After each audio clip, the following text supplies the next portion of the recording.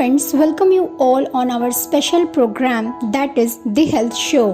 With you, I am Divya. Today we are going to talk about the status of clinical depression in India. Whether we like it or not, we all have those feelings from time to time, feel lonely, sad or depressed.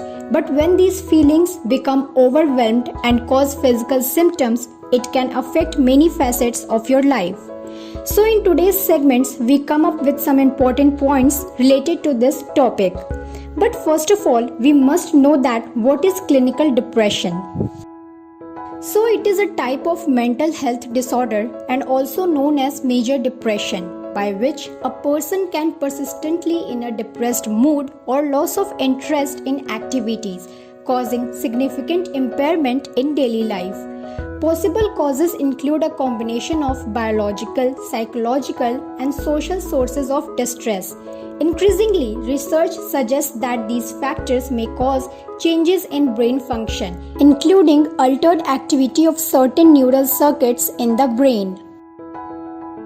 According to Economic Times, in 2017, 197 million Indians, which is 14.3% of the total population, were suffering from mental disorders, of whom 46 million had depression and 45 million had anxiety disorders. The contribution of mental disorders to the total disease burden in India in terms of the disability adjusted life years increased from 2.5% in 1990 to 4.7% in 2017, which is more than 10 million per cases in India. According to mental health experts, depression carries a high risk of suicide, the worst but the real outcome of untreated depression.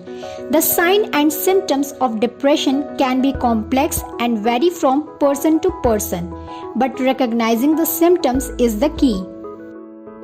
So here we come up with some warning signs and symptoms of depression to look out for. Number 1. Feelings of helplessness and hopelessness. Number 2. Feeling tearful. Number 3. Loss of interest in daily activities. Number 4. Anger or irritability. Number 5. Trouble in concentrating and making decisions.